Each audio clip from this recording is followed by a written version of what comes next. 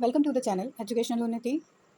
MEd first term के first paper जो कि फ़िलॉसफी है, यहाँ पर philosophical foundation of education western इसका फुल नेम है। तो फ़िलॉसफी के 5th यूनिट यहाँ पर कवर करेंगे। यहाँ पर एमएड फर्स्ट टर्म में से यूनिट 5 में यहाँ पर दो तरह से इसको डिवाइड किया गया है। सबसे पहले यहाँ पर मॉडर्न ट्रेंड्स इन फिलॉसफी की बात की गई है, जिसमें reconstructionism, logical positivism, grounded theory, naturalism inquiry, interpretivism, और फिर उसके बाद सेकंड पार्ट में यहाँ पर एजुकेशनल थिंकर्स आते हैं।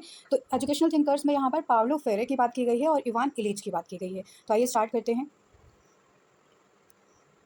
यूनिट 5 में यहाँ पर मॉडर्न ट्रेंड्स इन फिलोसफी में आ जाते हैं। रिकन्स्ट्रक्शनिज्म के बारे में सबसे पहले पढ़ेंगे, देन लॉजिकल पॉजिटिविज्म के बारे में जानेंगे। ग्राउंडेड थ्योरी थर्ड नंबर पर दी गई है। उसके बाद फोर्थ नंबर पर जो ट्रेंड आता है वो नेचुरलिस्टिक इंक्वायरी है। फिफ्थ नंबर पर यहाँ पर इंटरप्रिटेटिविज्म की बात की गई है। सिक्स है रैशनलिज्म, एम्पिरिसिज्म, और 8th नंबर पे यहाँ पर आ जाता है फिनोमिनोलॉजी। रिकन्स्ट्रक्शनिज्म का सेंस अगर हम देखें तो यहाँ पर कोई नई चीज़ बनाई जाती है, मतलब कि पुरानी चीज़ों में हम बदलाव करते हैं। देन लॉजिकल पॉजिटिविज्म जो है वो साइंटिफिक मेथड्स को फॉलो करता है, साइंटिफिक व्यू की ओर इशारा करता है। देन ग्राउंडेड थ्योरी जो ट्रेंड है वो यहाँ पर जो है नई थ्योरी जो है फंडामेंटल प्रिंसिपल्स के थ्रू नई थ्योरी जो है क्रिएट की जाती है। नेचुरलिस्टिक इंक्वायरी जैसा कि एक नेचुरल प्रोसेस है। इंटरप्रिटेटिविज्म यानी कि एक दूसरे से यहाँ पर जो थॉट्स हैं उनकी बात की जाती है। रैशनलिज्म का सेंस ये है कि यहाँ पर एक रैशनल थिंकिंग होती है किसी भी एक धारणा के पीछे। अगर हम कोई चीज़ को बिलीव कर रहे हैं तो उसके पीछे एक रीज़न होगा, रीज़न बिहाइंड इट जो है जानेंगे हम। एम्पिरिसिज्म का सेंस ये है कि जो भी आप अपने एक्सपीरियंस के थ्रू जानते हैं वो इसमें आएगा। फिनोमिनोलॉजी का सेंस ये हो जाता है कि एक पर्टिकुलर फिनोमिना से रिलेटेड यहाँ पर बात की जाती है और उसमें से जो है व्यूज़ ले जाते हैं। तो आइए स्टार्ट करते हैं। रिकन्स्ट्रक्शनिज्म के बारे में सबसे पहले बात करेंगे। तो ये जो थ्योरी है वो डेवलप्ड की गई थी थियोडोर ब्रामेल्ट के द्वारा यहाँ पर 1904 में। 1904 से लेकर 1987 तक ये जो है इनके बर्थ टू डेथ की बात की बताई गई है। He was the founder of social reconstructionism. इनको सोशल रिकन्स्ट्रक्शनिज्म के फाउंडर भी माना जाता है। इनकी एक बुक है एजुकेशन एज पावर, उसमें इन्होंने क्लियरली जो है दो रोल को डिफाइन किया है रिकन्स्ट्रक्शनिज्म के। तो एजुकेशन में दो रोल होते हैं रिकन्स्ट्रक्शनिज्म के, या तो ये हमारी कल्चर को ट्रांसमिट करता है या कल्चर को मॉडिफाई करता है। तो यहाँ पर ट्रांसमिट करने का सेंस ये हो जाता है कि कल्चर को जो है बढ़ाया जाएगा, generation to generation pass on किया जाएगा, या फिर उसमें कहीं कहीं जो है सुधार किया जाएगा, मॉडिफिकेशन किया जाएगा। देन नेक्स्ट यहाँ पर आ जाता है कि रिकन्स्ट्रक्शनिज्म को सोशल रिकन्स्ट्रक्शनिज्म के भी नाम से जाना जाता है। और सोशल रिकन्स्ट्रक्शनिज्म एक तरह से फिलॉसफी है जो कि एम्फेसाइज करती है कि सोशल क्वेश्चंस जो क्रिएट हो रहे हैं उनको जो है कैसे बेटरली क्रिएट किया जाए सोसाइटी में, और उनसे कैसे जो है डील किया जाए सोसाइटी में रहकर। देन रिकन्स्ट्रक्शनिस्ट जो है वो फोकस करते हैं करिकुलम में कि यहाँ पर हाईलाइट किया जाए सोशल रिफॉर्म्स को, जितने भी एक सोसाइटी में सोशल रिफॉर्म्स आते हैं, जो भी नई चीज़ें हो रही हैं उनको कैसे हाईलाइट किया जाए, इन सारी चीज़ों पर यहाँ पर सोचा जाता है। देन नेक्स्ट यहाँ पर मेजर एस्पेक्ट्स ऑफ रिकन्स्ट्रक्शनिज्म की अगर हम बात करें तो एजुकेशनल एम्स इसका एक मेजर एस्पेक्ट है, जिसमें ये देखा जाता है कि पीपल कैसे जो है एक्टिंग एजेंट के तौर पर जो है काम करते हैं, कि पीपल जो है ये एक तरह से मेजर रोल प्ले करते हैं कि कैसे चेंजेस को लाया जाए। तो वो चेंज एजेंट के तौर पर यहाँ पर काम करते हैं, और यही इसका जो है मेजर एम एस्पेक्ट हो जाता है एजुकेशनल एम में। यहाँ पर रिकन्स्ट्रक्शनिस्ट जो है बिलीव करते हैं कि कैसे इस सोसाइटी में एक दूसरे से जो है लोग कनेक्ट हो सके, कम्युनिटी जो है एक दूसरे से कनेक्ट हो सके, उसके साथ साथ उनमें भाईचारा डेवलप हो सके, और यहाँ पर डेमोक्रेसी को भी लाया जाता है। नेक्स्ट हो जाता है पर्पज ऑफ स्कूलिंग, भी इसका एक एस्पेक्ट हो जाता है रिकन्स्ट्रक्शनिज्म में। रिकन्स्ट्रक्शनिज्म जब यूज़ किया जाता है तो उसमें ये नहीं देखा जाता है कि क्या है, बल्कि कैसा होना चाहिए इसकी हम बात करते हैं। तो इसलिए यहाँ पर जो है स्टूडेंट को प्रिपेयर किया जाता है कि वो एक तरह से चेंज एजेंट का काम कर सके, सोसाइटी में जो चेंज लाना है उसके लिए जो है आगे बढ़ सके। देन एजुकेशनल मेथड्स की अगर हम बात करते हैं तो यहाँ पर जो भी प्री एग्जिस्टिंग मेथड्स होते हैं उनमें जो है मॉडिफिकेशन किया जाता है, नई नई मेथड्स को अपनाया जाता है। यहाँ पर जो स्टूडेंट होते हैं उनको एक्टिव जो है इन्वॉल्व किया जाता है उन्हें हर एक चीज़ के लिए। देन एजुकेशनल मेथड्स में यहाँ पर एजुकेशन रिकन्स्ट्रक्शनिज्म जो है वो कोऑपरेटिव लर्निंग को सपोर्ट करता है, प्रॉब्लम सॉल्विंग मेथड को जो है सपोर्ट करता है। उसके साथ साथ पेयर लर्निंग पे भी ये लोग ज़्यादा एम्फेसाइज करते हैं। स्टूडेंट जब एक दूसरे के साथ में ज़्यादा टाइम स्पेंड करते हैं तो जो है एक दूसरे से प्रॉब्लम्स को शेयर करते हैं, और उन प्रॉब्लम्स से जो है शेयर करने से उन्हें जो है उनको सॉल्व करने के तरीके पता चलते हैं। तो इसलिए यहाँ पर एजुकेशनल मेथड में इन सारी चीज़ों को अपनाया गया। नेक्स्ट वन एस्पेक्ट आ जाता है यहाँ पर करिकुलम। करिकुलम जो है वो पूरी तरह से स्टूडेंट के एक्सपीरियंसेस पर ही बेस्ड होता है, स्टूडेंट को यहाँ पर सेंटर में रखा जाता है और उससे रिलेटेड ही करिकुलम यहाँ पर चूज़ किया जाता है। तो इस तरह से जो है रिकन्स्ट्रक्शनिज्म बिलीव करता है कि स्टूडेंट के अकॉर्डिंग ही हमें करिकुलम चूज़ करना चाहिए, जिससे कि बच्चा जो है इंटरेस्ट ले और उसके साथ साथ अपने आप को डेवलप कर सके। देन नेक्स्ट यहाँ पर एस्पेक्ट हो जाता है क्लासरूम मैनेजमेंट का। क्लासरूम मैनेजमेंट का सेंस ये है कि यहाँ पर मैनेजमेंट में कम जो है बल दिया जाता है, बल्कि यहाँ पर कम्युनिटी बिल्डिंग पर ज़्यादा फोकस किया जाता है कि एक दूसरे से बॉन्ड क्रिएट कर सकें लोग, और उसके साथ साथ यहाँ पर पूरी कम्युनिटी का ही डेवलपमेंट हो सके। तो इस तरह से यहाँ पर मैनेजमेंट को ज़्यादा बढ़ावा ना देकर रिलेशनशिप पर ज़्यादा जो है फोकस किया जाता है। तो कम्युनिटी बिल्डिंग का एक कॉन्सेप्ट यहाँ पर चलाया जाता है। एटमॉस्फेयर जो है वो प्रमोट किया जाता है कि इसमें एनालिसिस किया जा सके, देन रिसर्च को प्रमोट किया जा सके। तो इस तरह से जो है इन्वायरमेंट क्रिएट किया जाता है। देन नेक्स्ट है नेचर ऑफ लर्नर। लर्नर का कैसा नेचर होता है यहाँ पर, तो एक तरह से जो है सोशल चेंजर होते हैं यहाँ पर, क्रिटिकली एनालाइज करते हैं किसी भी चीज़ को यहाँ पर स्टूडेंट्स, और उसके बाद जो है चेंजेस को लाते हैं सोसाइटी में। इस तरह से जो है स्टूडेंट कैपेबल होते हैं कि वो इनिशियली जो है अडॉप्ट कर सके चेंजेस को, और साथ साथ दूसरे को भी इन्फ्लुएंस कर सके कि वो उन चेंजेस को अडॉप्ट करें। The next role of teacher की अगर हम बात करते हैं तो यहाँ पर जो टीचर का रोल है वो बेस्ट रोल होता है कि वो किसी भी चेंज के लिए बच्चे को आगे बढ़ा सकें। देन असेसमेंट की अगर हम बात करते हैं तो ये लोग अपोज करते हैं कि यहाँ पर स्टैंडर्डाइज टेस्ट नहीं होंगे, चाहे वो स्टूडेंट हो या टीचर हो। तो किसी के लिए भी यहाँ पर एक फिक्स्ड क्राइटेरिया से रिलेटेड टेस्ट नहीं लिया जाएगा, बल्कि उनको क्रिटिकली एनालाइज किया जाएगा, उनकी चीज़ों को डायग्नोस किया जाएगा, देन रेमेडियल प्रोसेस उनका किया जाएगा। नेक्स्ट यहाँ पर रिसर्च अप्रोच की भी बात आती है एस्पेक्ट में, तो यहाँ पर रिकंस्ट्रक्शनिस्ट बताते हैं कि प्रॉब्लम्स को कैसे जो है पूरी होलिस्टिक वे में देखा जाए, तब उसका जो है सॉल्यूशन निकाला जाए। तो इस तरह से एक नया सॉल्यूशन क्रिएट करने के लिए पूरी सिचुएशन को यहाँ पर एनालाइज किया जाता है। Next one is logical positivism. Logical positivism को कई सारे नामों से जाना जाता है, जैसे कि लॉजिकल एम्पेरिसिज्म या नियो पॉजिटिविज्म, तो ये भी इसके कई नाम हो जाते हैं। Then it was primarily concern with the logical analysis of the scientific knowledge. तो यहाँ पर जो है साइंटिफिक नॉलेज को ही एनालाइज किया जाता है कि जो साइंटिफिक नॉलेज है वो कैसे जो है आई है, कहाँ पर इसका यूज़ बेटरली इसको यूज़ किया जाता है। देन इसके प्रोपोनेंट की बात किया जाए तो यहाँ पर materialism, empiricism, philosophical naturalism, scientific methods, ये सारे इसके जो है प्रोपोनेंट्स हो जाते हैं, जो कि हाईली जो है रैशनल थॉट्स को प्रमोट करते हैं। नेक्स्ट यहाँ पर पॉइंट आ जाता है कि लॉजिकल पॉजिटिविस्ट हैं वो जो है डिनाई करते हैं साउंडनेस ऑफ मेटाफिजिक्स को और ट्रेडिशनल फिलोसफी को। तो इन्होंने ट्रेडिशनल फिलोसफी को भी नहीं माना है, उसके साथ साथ जो है साउंडनेस ऑफ मेटाफिजिक्स जो कि हमारे नॉलेज को बताती है उसको भी डिनाई किया है।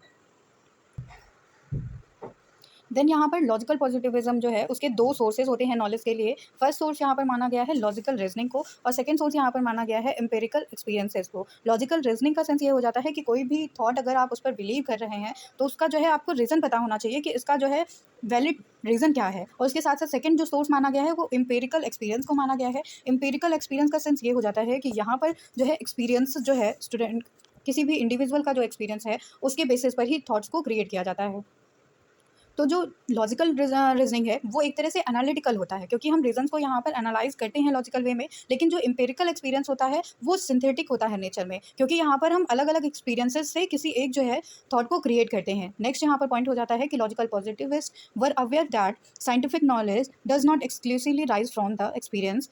Scientific theories are genuine hypotheses that go beyond the limits of the finite human experiences। तो यहाँ पर ये माना जाता है कि लॉजिकल पॉजिटिविस्ट जो हैं वो साइंटिफिक नॉलेज पर बिलीव करते हैं, लेकिन वो ये नहीं मानते हैं कि ये सारी जो नॉलेज है वो हमारे एक्सपीरियंस से ही जो है बाउंस करती है, बल्कि यहाँ पर ह्यूमन के हाइपोथेसिस को ज़्यादा जो है यहाँ पर इंपॉर्टेंस दी गई है। देन यहाँ पर लॉजिकल नॉलेज जो होती है वो इंक्लूड करती है अपने अंदर मैथमेटिक्स को, तो मैथमेटिक्स, फॉर्मल लॉजिक्स, और उसके साथ साथ जो इंपेरिकल नॉलेज है वो यहाँ पर फिजिक्स को, बायोलॉजी को, साइकोलॉजी को, इन सारे सब्जेक्ट्स को इंक्लूड करती है। देन नेक्स्ट आ जाता है principal aim of the logical positivism are two fold. तो यहाँ पर जो एम होता है लॉजिकल पॉजिटिविज्म का, इसके टू फोल्ड हो जाते हैं। फर्स्ट है to provide science with a secure foundation. यहाँ पर जो है विज्ञान को या साइंस को जो है दिया जाता है एक सिक्योर इन्वायरमेंट के साथ में, सिक्योर फाउंडेशन के साथ में। देन सेकंड इसका फोल्ड हो जाता है to show the meaninglessness of the metaphysics. उसके साथ साथ जो इंपॉर्टेंस मेटाफिजिक्स में बाकी फिलोसफीज में दी गई है उसको यहाँ पर नेग्लेक्ट किया जाता है।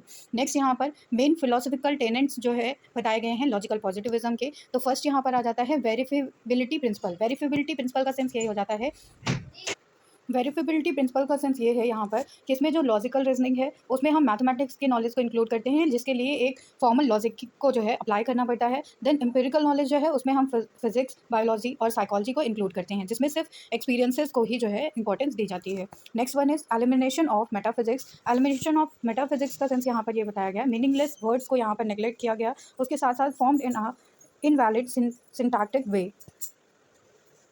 तो यहाँ पर जो मीनिंगफुल वर्ड्स हैं वो एक तरह से सेट ऑफ वर्ड्स होते हैं, उसके साथ जो सिंटेक्स होता है वो सेट ऑफ रूल्स होता है कि कैसे एक सेंटेंस को जो है फ्रेम किया जाए, वर्ड्स को कैसे फ्रेम किया जाए वोकैबुलरी में। तो इस तरह से एलिमिनेशन ऑफ मेटाफिजिक्स में ये सारी चीज़ें बताई गई। Next one is language of science की यहाँ पर बात की गई है। लैंग्वेज ऑफ साइंस में ये बताया गया कि साइंटिफिक तरीके से साइंटिफिक थ्योरी जो है वो यहाँ पर अक्वायर करती है, और उसके साथ साथ एम्पेरिकल इंटरप्रिटेशन को यहाँ पर बिलीव किया जाता है। देन लैंग्वेज ऑफ साइंस का सेंस यहाँ पर ये है कि इसमें जो है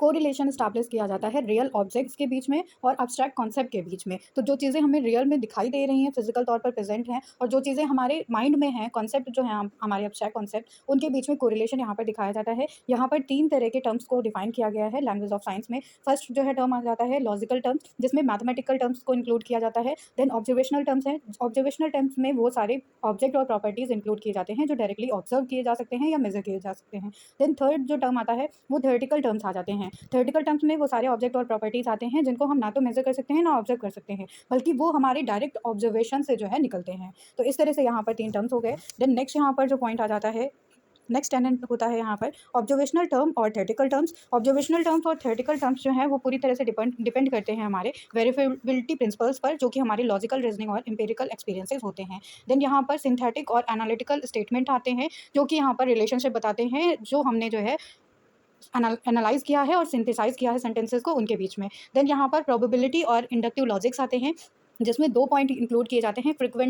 फ्रीक्वेंसी इंटरप्रिटेशन किया जाता है यहाँ पर, तो लिमिट ऑफ फ्रीक्वेंसी को देखा जाता है इसमें कि उसकी प्रोबेबिलिटी क्या है। देन सेकंड यहाँ पर जो है इंक्लूड किया जाता है लॉजिकल इंटरप्रिटेशन को। लॉजिकल इंटरप्रिटेशन का सेंस ये हो जाता है कि इसमें जो है प्रोबेबिलिटी देखी जाती है डिग्री ऑफ कन्फर्मेशन की एक स्टेटमेंट में। देन यहाँ पर नेक्स्ट आ जाता है एथिक्स। एथिक्स जो लास्ट टेनेंट है यहाँ पर, वो हमारे जो है एथिकल प्रिंसिपल्स से डील करता है यहाँ पर, कि वो जो प्रिंसिपल्स हैं वो सही हैं या गलत हैं। तो इसके लिए हमारा एक्सप्रेशन ऑफ फीलिंग जो है मैटर करता है। नेक्स्ट यहाँ पर आ जाता है नेक्स्ट मॉडर्न ट्रेंड, जो कि हमारा ग्राउंडेड थ्योरी हो जाता है। ग्राउंडेड थ्योरी की अगर हम बात करें तो ये एक तरह से a set of data collection होता है। तो यहाँ पर डेटा को कलेक्ट किया जाता है और उसके बाद उस डेटा को एनालाइज किया जाता है टेक्निक्स के थ्रू। देन जो है हम अल्टीमेट एम तक पहुँचते हैं कि थ्योरी को कैसे जो है हम फॉर्मुलेट कर सकें, बना सकें। देन जो ग्राउंडेड थ्योरी है वो कंबाइन करता है कई सारे ट्रेडिशंस को, जो कि सोशोलॉजी में, पॉजिटिविज्म में और सिम्बॉलिक इंटरेक्शन में यूज़ किए जाते हैं। तो सिम्बॉलिक इंटरेक्शन का सेंस ये है जिसमें हम सिम्बल्स के थ्रू चीज़ों को प्रेजेंट करते हैं। तो ये जो ग्राउंडेड थ्योरी है उसमें रिसर्चर जो है डेटा को कलेक्ट करता है एक इंडिविजुअल के विषय में या फिर किसी एक इवेंट के विषय में पर्टिकुलर, और ये जो डेटा होता है वो most of the time qualitative in nature होता है और समटाइम्स ये क्वांटिटेटिव भी हो सकता है। इसके साथ साथ यहाँ पर जो डेवलपर है वो ये ट्राई करता है कि ये जो अब्स्ट्रैक्ट कॉन्सेप्ट हैं, जो डेटा उन्होंने जो है कलेक्ट किया है, उनके बीच में जो है कॉपरेशन देख सकें, रिलेशनशिप देख सकें, और उसके साथ साथ इन जो रिलेशनशिप को उन्होंने जो है डायग्नोस किया होता है वो सारी रिलेशनशिप को यहाँ पर डिस्क्लोज किया जाता है। उसके साथ साथ एक स्पेसिफिक फिनोमिना को यहाँ पर एक्सप्लेन किया जाता है, उन सारी चीज़ों को समझा जाता है, वो चाहे एक फिनोमिना हो या इशू हो, उसी से रिलेटेड यहाँ पर ग्राउंडेड थ्योरी बनाई जाती है डेवलपर के द्वारा। देन जो ग्राउंडेड थ्योरी है वो कंबाइन करती है कई सारे जो है डाइवर्स ट्रेडिशंस को, जो कि आपको बताया गया। इसमें सोशोलॉजी, पॉजिटिविज्म और सिम्बॉलिक इंटरेक्शनिज्म आता है। देन ग्राउंडेड थ्योरी जो है वो ओरिजिनली डेवलप्ड की गई थी 2 सोशियोलॉजिस्ट के द्वारा। बर्ने ग्लासर इसमें आते हैं और एंसलेम स्ट्रॉ आते हैं। तो ये जो 2 सोशियोलॉजिस्ट हैं उन्होंने मिलकर ग्राउंडेड थ्योरी को दिया था। ग्राउंडेड थ्योरी जो है इसमें इन दोनों सोशियोलॉजिस्ट ने आर्ग्यू किया था कि कैसे जो है हम डेटा से थ्योरी पर मूव करते हैं, कि जो डेटा हमने कलेक्ट किया है उससे हम थ्योरी पर कैसे आएंगे और एक नई थ्योरी को कैसे एमर्ज कर सकें, कैसे उसको डेवलप कर सकें। इसलिए जो है उन्होंने एक स्पेसिफिक कंटेंट को लिया और उसके बाद जो है उसको डेवलप किया एज अ थ्योरी। तो ये जो ग्राउंड या फंडामेंटल नॉलेज होती है, डेटा होता है, इसीलिए इसको ग्राउंडेड थ्योरी कहा जाता है, क्योंकि एक फंडामेंटल डेटा से ही हम एक थ्योरी को डेवलप करते हैं, इसलिए इसको ग्राउंडेड थ्योरी कहा जाता है। Grounded theory was designed to open up a space for the development of new and contextualised theories. तो यहाँ पर ग्राउंडेड थ्योरी एक तरह से प्लेटफॉर्म का भी काम करता है कि नई थ्योरीज को और एक पर्टिकुलर कॉन्टेक्स्ट के लिए थ्योरी को कैसे डेवलप किया जाए। प्रिंसिपल्स ऑफ ग्राउंडेड थ्योरी की अगर हम बात करते हैं तो फर्स्ट प्रिंसिपल है यहाँ पर कैटेगरीज का। कैटेगरीज का सेंस ये हो जाता है कि अलग अलग कैटेगरीज को एक पर्टिकुलर नाम दे दिया जाता है इसमें। जैसे कि आप अगर एंग्जाइटी, एंगर और पिटी की बात करेंगे तो उसको एक ग्रुप में रखा जाता है जिसको इमोशंस के तौर पर हेडिंग दी जाती है। तो इस तरह से नेक्स्ट यहाँ पर प्रिंसिपल हो जाता है कोडिंग का। कोडिंग का ये सेंस हो जाता है कि स्पेसिफिक ये जो है कोड दिया जाता है किसी भी एक डिस्क्रिप्शन को रिप्रेजेंट करने के लिए, तो इसको हम कोडिंग कहते हैं। कोडिंग का सेंस ये है कि इसमें जो है हायर लेवल की जो है कैटेगरी होती है ये, जिसको कि लोअर लेवल कैटेगरी के साथ सिस्टमेटाइज किया जाता है। नेक्स्ट वन जो है यहाँ पर प्रिंसिपल आता है कांस्टेंट कंपैरेटिव एनालिसिस का।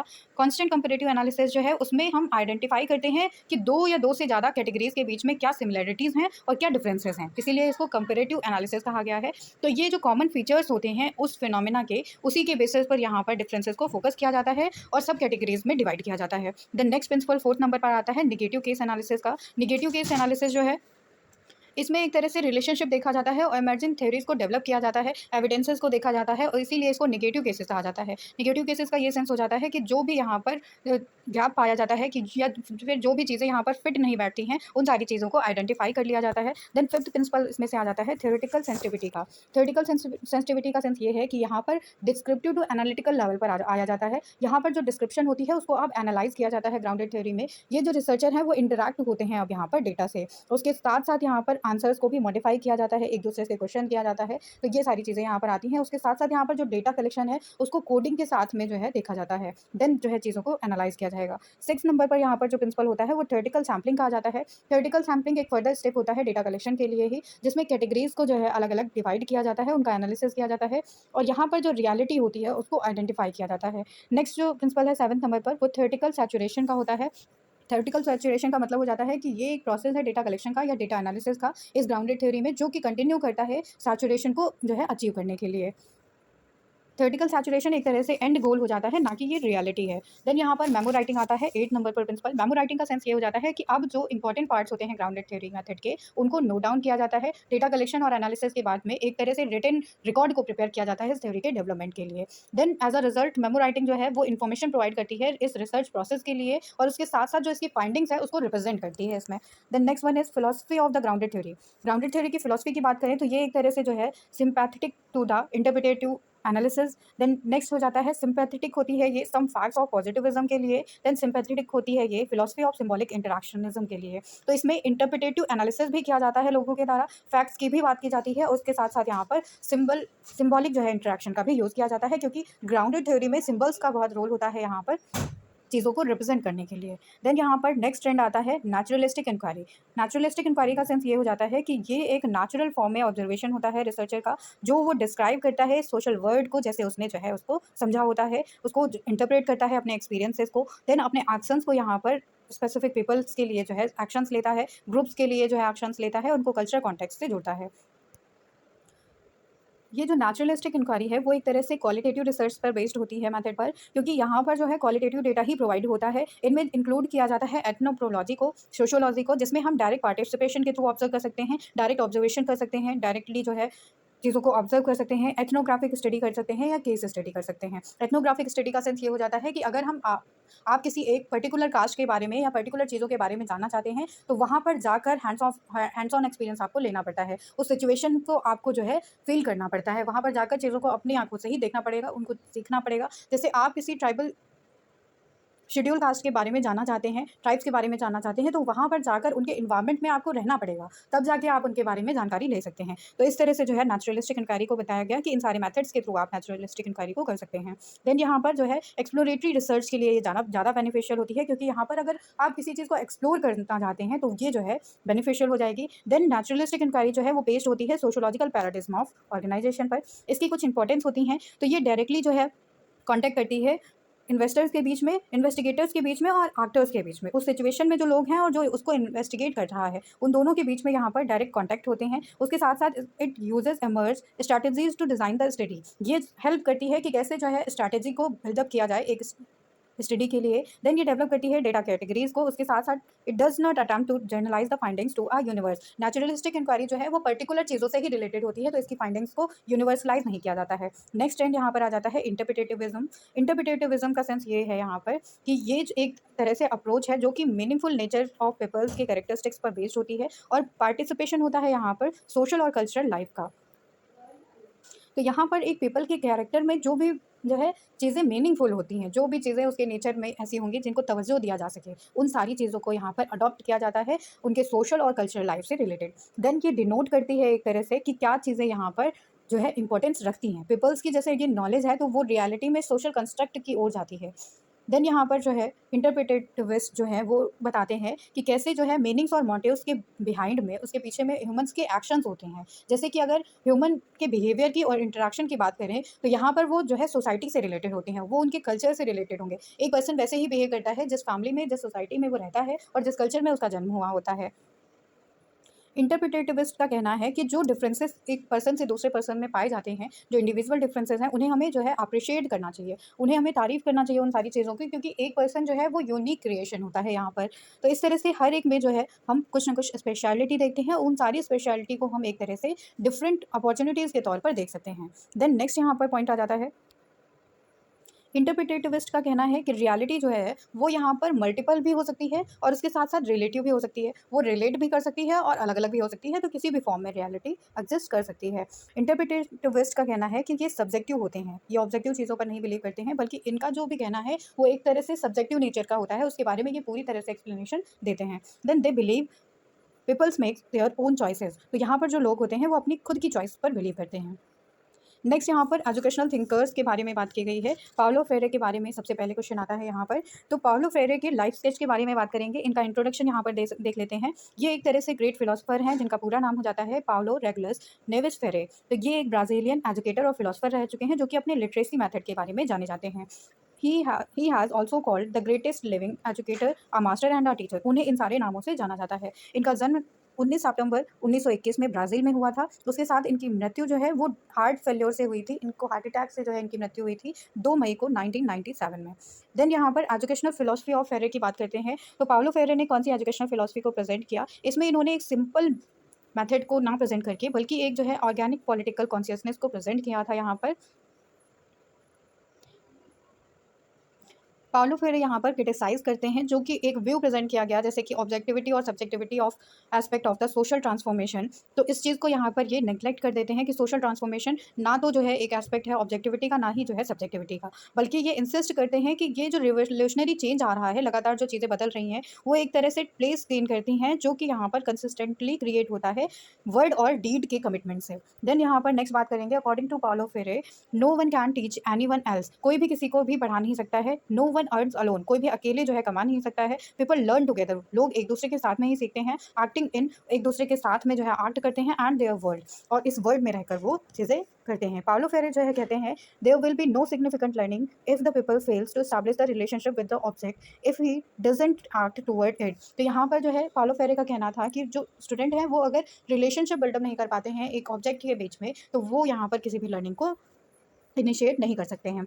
पाउलो फेरे जो है बताते हैं, ideas are the specially relevant to the teachers and educators in the developing countries. इनके जो आइडियाज़ हैं वो डेवलपिंग कंट्रीज़ के लिए, टीचर और स्टूडेंट के लिए ज़्यादा बेनिफिशियल होते हैं। उसके साथ साथ this is the specially true in case of the adult. ये जो आइडियाज़ इन्होंने प्रेजेंट किए वो अडल्ट्स के लिए और नॉन फॉर्मल एजुकेशन के लिए, उसके साथ साथ एक्सटेंशन ऑफ एजुकेशन प्रोग्राम्स के लिए ज़्यादा बेनिफिशियल थे। एस्पेक्ट्स ऑफ एजुकेशन की अगर हम बात करें अकॉर्डिंग टू पाउलो फेरे, तो यहाँ पर एम्स ऑफ एजुकेशन में उन्होंने बताया कि एजुकेशन एक तरह से कल्चरल टूल है जो कि हमारे लिबरेशन को प्रोवाइड कर सकता है, हमें लिबरेशन को जो है अचीव कराने में हेल्प करेगा। Education is always be a political act, एक तरह से ये पॉलिटिकल एक्ट हो सकता है हमेशा के लिए। Learners must construct knowledge from knowledge they already possesses. तो स्टूडेंट को यहाँ पर जो पहले से नॉलेज है उसी के बेसिस पर वो जो है नॉलेज को बढ़ाते चले जाते हैं। लर्निंग बिगिंस विद एक्शंस, यहाँ पर उनका कहना था कि जो चीज़ें हम करते रहते हैं उन्हीं से हमारी लर्निंग होती है। उसके साथ साथ पाउलो फेरे ने यहाँ पर अपोज किया था बैंकिंग सिस्टम ऑफ एजुकेशन को, जिसके बारे में अभी हम आगे बात करेंगे। टीचिंग मेथड्स की अगर हम बात करते हैं तो पाउलो फेरे ने पूरी तरह से फोकस किया था डायलॉग मेथड ऑफ लर्निंग पर। नेक्स्ट यहाँ पर टीचर स्टूडेंट रिलेशनशिप की अगर हम बात करें तो डेमोक्रेटिक और हॉरिजॉन्टल रिलेशनशिप पर वो विश्वास करते हैं कि स्टूडेंट और टीचर के बीच में जो है बराबरी का जो है रिश्ता होना चाहिए और एक स्वतंत्र रिश्ता होना चाहिए कि कोई भी किसी बात को कहना चाहता है तो वो फ्रीडमली जो है अपनी बात को रख सके वहाँ पर। देन यहाँ पर कोई भी चीज़ इम्पोज नहीं की जाती है, ना तो टीचर पर ना ही जो है स्टूडेंट पर। इक्वली लर्निंग पर यहाँ पर भरोसा किया जाता है। कंसेंटाइजेशन की बात करते हैं यहाँ पर, जो कि पाउलो फेरे के द्वारा एक टर्म दिया गया था। कंसेंटाइजेशन का सेंस ये हो जाता है, ये एक पॉपुलराइज टर्म है जो कि पाउलो फेरे ने दिया था 1970 में अपने जो इनका फेमस वर्क है पेडागोजी ऑफ ऑप्रेस्ड में। पेडागोजी ऑफ ऑप्रेस्ड बहुत बार पूछा जाता है यहाँ पर नेट के एग्जाम में, तो इसको याद रखिएगा। तो यहाँ पर कंसेंटाइजेशन का मतलब हो जाता है कि ये एक तरह से कल्टिवेशन है कि क्रिटिकल कंसाइंस जो है, it is not only provides a stimulus for the better understanding of the root cause of the human suffering. तो ये एक तरह से जो है हमारे लिए स्टिमुलस ना होकर कि हम ये जान सकें कि ह्यूमन की सफरिंग का जो है रूट कॉज क्या है, उसकी जड़ क्या है, बल्कि जो है और the loss of the humanity, या फिर हमारी ह्यूमैनिटी कैसे जो है ख़त्म होती जा रही है। But also brings full effect of the humanisation, बल्कि ये हमें जो है इफेक्टिव बनाता है ह्यूमनाइजेशन के लिए, मानवता को बढ़ाने के लिए, and an effective approach to address the dehumanization problem, और उसके साथ साथ जो डीह्यूमनाइजेशन प्रॉब्लम्स हैं उनसे भी टैकल करने के लिए हेल्प करता है। क्रिटिकल पेडागोजी की बात करते हैं पाउलो फेरे।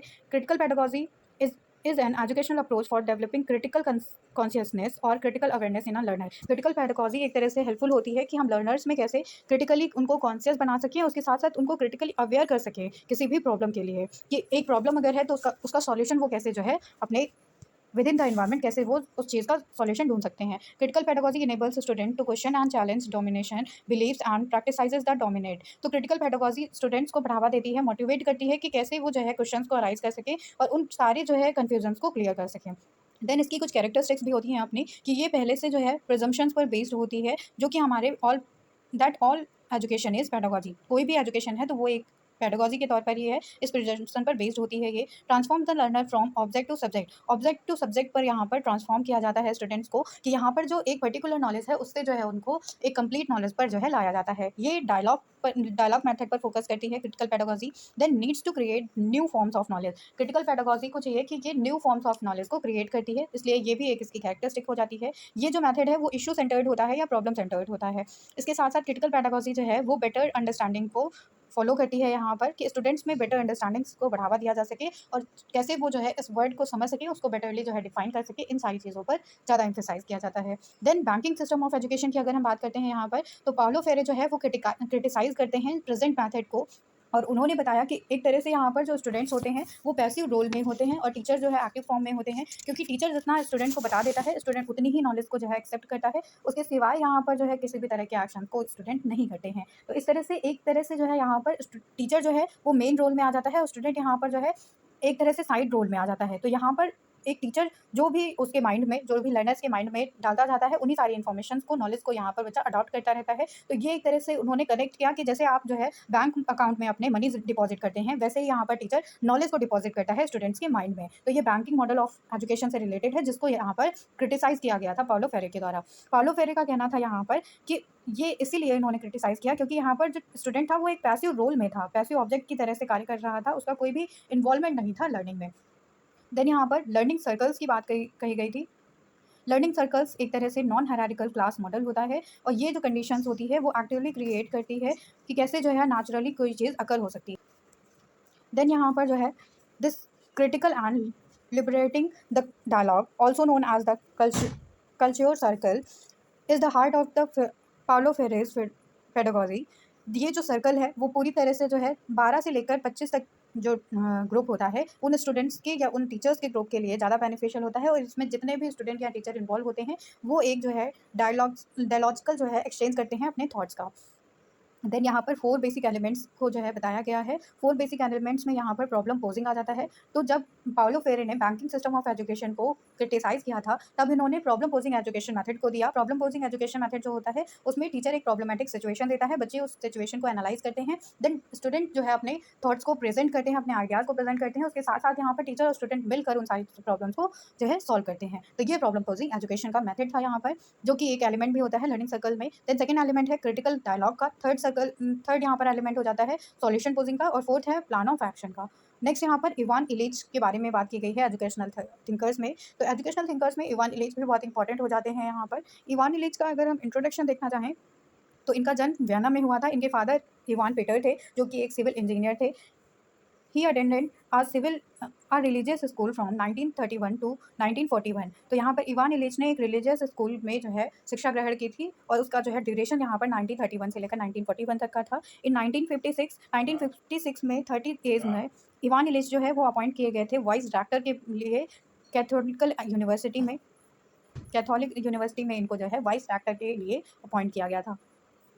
इवान इलिच को उनकी एजुकेशन के लिए भी जाना जाता था, उनके आर्टिकल्स और पब्लिक स्पीचेस के लिए भी जाना जाता था, जो कि उन्होंने कई सारी लैंग्वेजेस में प्रेजेंट किया था। उसके साथ साथ इनको अपनी बुक्स के लिए भी जाना जाता था। इंटरनेशनली भी जो है इन्होंने अपनी बुक्स को, सब्जेक्ट्स को डिस्ट्रीब्यूट किया था। ये एजुकेशन, हेल्थ और ट्रांसपोर्ट के लिए ज़्यादा जाने जाते थे।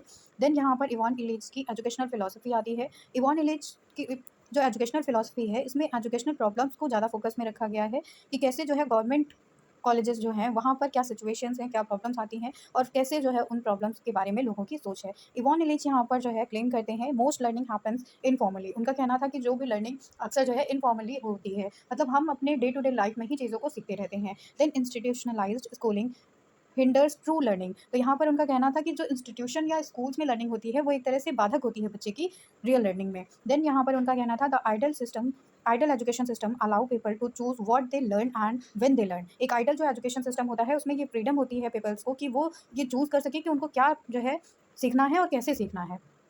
एस्पेक्ट्स ऑफ इवान इलेज फिलॉसफी की बात करते हैं तो इनफॉर्मल लर्निंग की बात करते हैं ये। इनफॉर्मल लर्निंग में इनका कहना था कि डे टू डे एक्सपीरियंसेस के थ्रू ही हम लर्निंग करते हैं और ये लर्निंग ज़्यादा इफेक्टिव होती है इन कंपैरिजन टू वो लर्निंग जो कि एक क्लासरूम में होती है इनसाइड द वॉल्स होती है। देन सेकंड जो एस्पेक्ट था इनकी फिलॉसफी का वो आ जाता है यहाँ पर problem with the institution of schooling, कि ये जो प्रॉब्लम क्रिएट होती है स्कूलिंग के थ्रू उससे जो है इन्होंने उसके बारे में इन्होंने बात की है कि एक तरह से फोर्सफुली आइडियाज़ को या लर्निंग को यहाँ पर बच्चे पर इम्पोज किया जाता है। बच्चे को यहाँ पर हमें चाहिए कि फ्री इन्वायरमेंट दिया जा सके जिससे कि वो अपनी लर्निंग को बेटरली जो है अंडरस्टैंड कर सके और उसको चैनलाइज कर सकें एक वे में। देन थर्ड जो एस्पेक्ट होता है इवान इलेज की फिलॉसफी का अ बेटर सिस्टम की वो बात करते हैं। बेटर सिस्टम में उनका ये कहना था कि पीपल्स को इस चीज़ों को मानना चाहिए कि कैसे वो जो है अपनी चीज़ों को खुद चूज़ कर सके, उन्हें क्या सीखना है और कैसे सीखना है इन सारी डिसीजंस को खुद लेना चाहिए उन्हें। देन स्किल बेस्ड लर्निंग की ये बात करते हैं, पेयर्ड मैचिंग की बात करते हैं और डेटा बेस्ड एजुकेशन सिस्टम पर ये बात करते हैं। डी स्कूलिंग सोसाइटी एक इनका कॉन्सेप्ट है जो कि बहुत फेमस है, इवान इलेज का कॉन्सेप्ट है ये। डी स्कूलिंग सोसाइटी में इन्होंने बताया कि बच्चे को स्कूल से ज़्यादा जो है यहाँ पर इनफॉर्मल एजुकेशन के थ्रू वो सीखता रहता है। डी स्कूलिंग सोसाइटी एक इनकी फेमस बुक है जिसमें इन्होंने ये बताया है कि इवान इलीच जो है एक क्रिटिकल डिस्कोर्स को रिप्रेजेंट करते हैं इस मॉडर्न इकोनॉमीज में। Universal education through schooling is not feasible, ये इनका मानना था। School is more than a critique, it contains the suggestion for the reinvention of the learning throughout society and life time.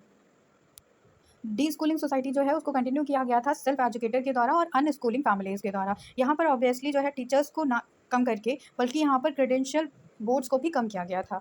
तो यहाँ पर किसी भी तरह का बच्चे पर बर्डन नहीं होता था।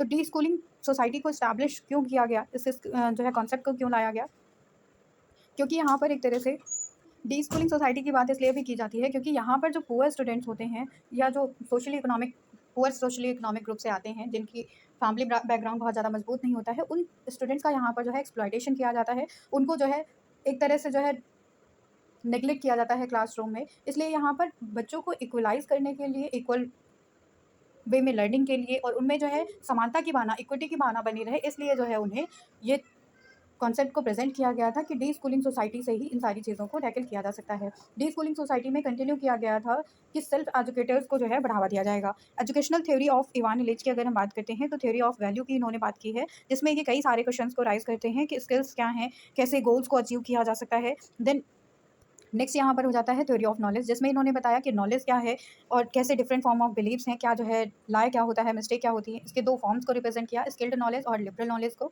देन यहाँ पर नेक्स्ट हो जाता है theory of human nature. Theory of human nature में इन्होंने बताया कि ह्यूमन बीइंग क्या है, डिफरेंट फॉर्म ऑफ स्पीसीज की बात की गई, लिमिट्स क्या है ह्यूमन पोटेंशियल की, इन सारे क्वेश्चन के बारे में बात की गई है। थ्योरी ऑफ लर्निंग की बात की गई है, लर्निंग क्या है, स्किल्स क्या है, नॉलेज कैसे अक्वायर की जा सकती है, इन सारे क्वेश्चन को यहाँ पर राइज किया गया। थ्योरी ऑफ ट्रांसमिशन की बात करते हैं तो what is teaching, what methods are useful, curriculum क्या है, इन सारी चीज़ों के बारे में बात की गई। देन यहाँ पर 4 मेथड्स ऑफ लर्निंग की बात की जाती है जिसमें से पहला हो जाता है reference services to educational objects.